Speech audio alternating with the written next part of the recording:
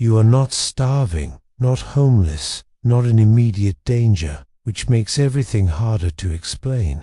You are 23, sleeping on a thin air mattress in a spare room that isn't yours, in a house that reminds you daily that you are temporary. Every setback has a story attached to it that sounds reasonable when you say it out loud. The car breaking down, the friend who never paid you back, the opportunity that almost happened but didn't. All of it fits together into something that feels like explanation. The real reason is quieter than that. It is the space where the explanations stop working. You are on your phone, scrolling through nothing that matters. And tonight, those thoughts feel heavier than usual. The real discomfort is internal, not physical. It is the feeling of repeating something you no longer believe in. It changes wording, tone, and timing, but the meaning never changes. The sentence is simple. You are about to begin. Every Monday was the start.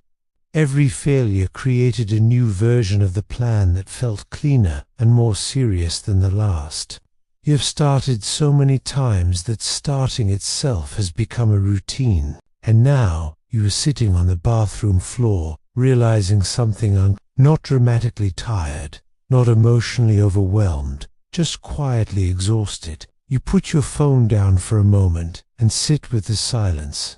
The silence feels different tonight, heavier but also clearer.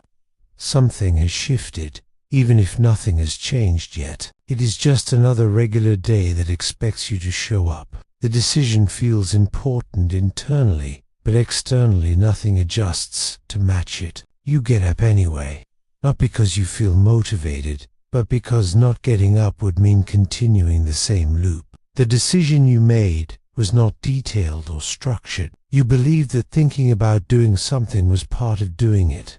You treated intention as if it carried weight. Thinking about something and doing it are not connected unless you actually move. You take an extra shift without overthinking it. You sell something you no longer need instead of holding on to it. You move a small amount of money into a separate space and leave it there. It is real instead of planned. That difference matters more than scale. Weeks pass and the number grows slowly, not dramatically, not in a way that would impress anyone else, but enough for you to see it moving. It is proof that the direction exists. You check it often, not out of fear, but out of disbelief. You need to see that it is still there, that something you did actually created something real. And evidence does not require motivation to stay real. The way people interact with you starts to shift slightly. The version of you that existed before was predictable. You talked about what you wanted to do, but you did not follow through consistently. That version was easy to understand. Now you are doing things differently. Some people respond to this shift with subtle discomfort. Familiarity is changing. You begin protecting your energy instead of spending it freely. You realize something important during this phase. Leaving your old habits does not feel like escape.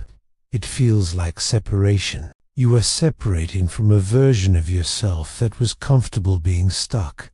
That version had rules, and those rules kept everything predictable. Now, those rules no longer apply. Results matter more than explanations. Actions matter more than intentions. Today matters more than tomorrow.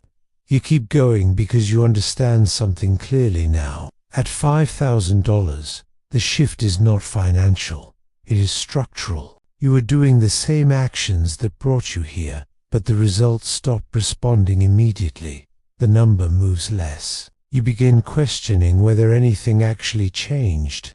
The voice you thought you left behind starts returning quietly. It asks if this is just another version of the same pattern, not because you feel confident, but because stopping would confirm the doubt, not the moment you decided to change. Weeks pass, and eventually the number starts moving again. You proved that your behavior does not depend on immediate results. You begin seeing patterns in other people that you used to live inside yourself. Spending habits, thought patterns, justifications that feel logical but lead nowhere. You understand them because you used to rely on them. You'll try to help others sometimes. Some listen, but most do not want to change their behavior. Your relationship with your environment shifts, not because you want it, but because your priorities have changed. At this stage, you are not just building money, you are building awareness, and awareness changes how everything looks. You start thinking about slowing down, not stopping completely, just easing the intensity. You have come far enough to justify it, but you recognize this feeling. It is the same comfort that kept you stuck before. It just looks different now. You understand something clearly. The real obstacle was never lack of money, not because you have to, but because you know what happens if you don't. Growth slows, then stops. Level 7, $500,000, and the cost of becoming. At $500,000, you begin to see the cost of your journey, the things you missed, the time you spent differently. You do not regret it, but you acknowledge it. Both can exist at the same time. You chose this path, and it came with trade-offs. You carry both at the same time, and you continue forward, not because it is easy, but because it is aligned. Not overwhelming, not life-changing in the way you expected, just quiet. You realize something important. The number was never the real objective. The real transformation was internal. The person you became through repetition, discipline, and action. That is what changed everything. Somewhere right now, someone is sitting in that same position, tired of their own pattern, unsure of what to do next. They think the feeling is a problem. It is not. It is the beginning. And every real beginning starts exactly there.